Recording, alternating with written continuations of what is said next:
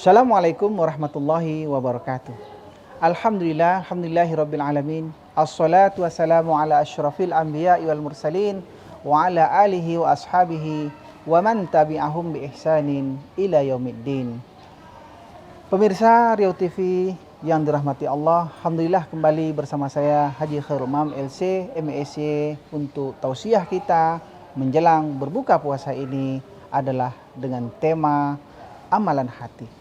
Dalam sebuah riwayat, Rasulullah Sallallahu Alaihi Wasallam di Masjid Nabawi, ketika itu beliau menyampaikan suatu ceramah, suatu ajaran, suatu penyampaian tentang agama terhadap para sahabat. Namun ketika itu Rasulullah mengatakan, wahai sahabatku, saya ati alaikum min ahlil jannah. Kalau kalian mau tahu, sebentar lagi akan datang seorang penghuni surga. Para sahabat saling pandang memandang. Siapakah yang dimaksud oleh Rasulullah Sallallahu Alaihi Wasallam sebagai penghuni surga? Kemudian tidak lama setelah itu datanglah seseorang.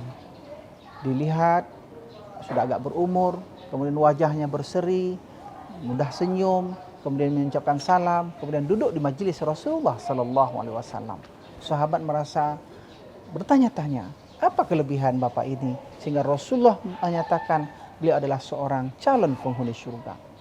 Dalam suatu pertemuan berikutnya, Rasulullah kembali menyatakan, "Sayati alaikum min ahlil jannah." Akan datang seorang penghuni surga, calon penghuni surga sebentar lagi. Kalau kalian ingin tahu, kalian bisa melihatnya.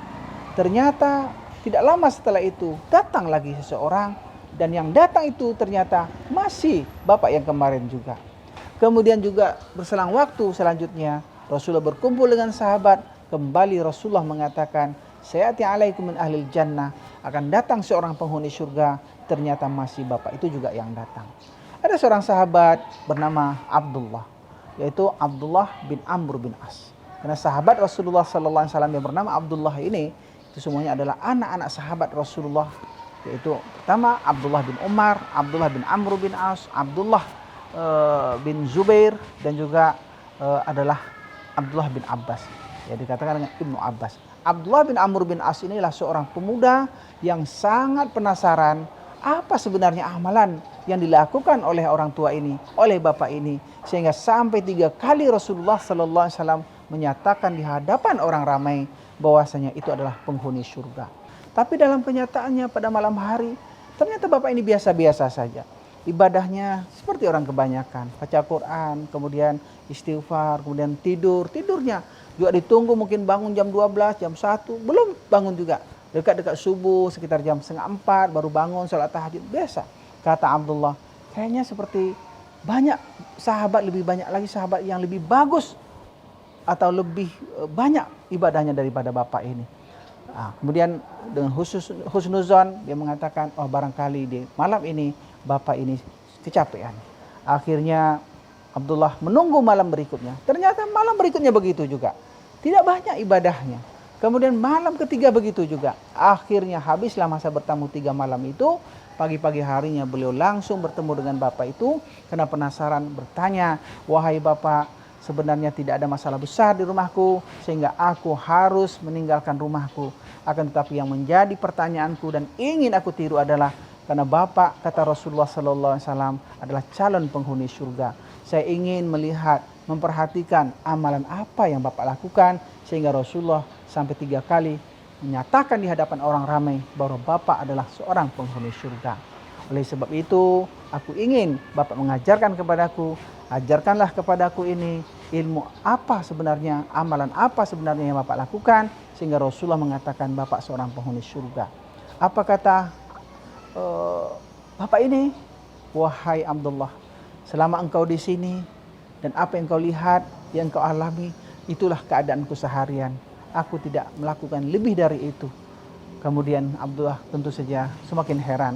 Tidak mungkinlah Pak, kalau seandainya bapak tidak punya kelebihan tertentu dalam ibadah bapak, sehingga Rasulullah mengatakan bahwa bapak adalah seorang penghuni surga.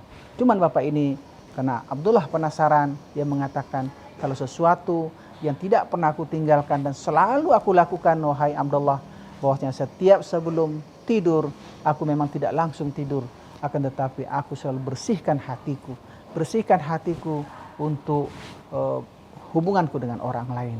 Aku selalu berpikir, pada hari ini dengan siapa saja aku bertemu. Kemudian aku rasa kalau seandainya ucapan-ucapanku ada yang tidak berkenan, aku besok harinya langsung bertemu dengan orang itu minta maaf kepadanya.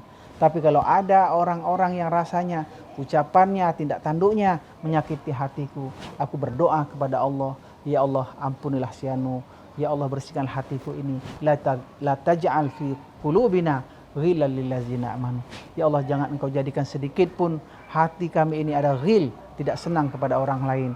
Kalaupun dia bersalah, aku sudah memaafkannya, wahai Allah, dan bersihkan hatiku ini dari rasa tidak senang, dari rasa ghil, dari rasa iri, dengki, dan sebagainya. Setiap hari Bapak ini selalu seperti itu, dan saya seperti itu. Ternyata ditanyakan oleh Abdullah kepada Rasulullah tentang apa yang dialaminya terhadap Bapak itu, maka Rasulullah mengatakan, itulah sebabnya Bapak tersebut dijamin masuk surga oleh Rasulullah Sallallahu Alaihi Wasallam. Mudah-mudahan ini adalah amalan hati. Kalau di dalam Islam ada ilmu yang zohir, ilmu Islam tentang fikih-fikih, tentang ilmu tauhid yang kedua. Kemudian ada lagi yang tiga yang sangat penting, ilmu tentang ihsan, yaitu ilmu tentang menata hati, ilmu tentang mengenal penyakit-penyakit hati, bagaimana membersihkan hati.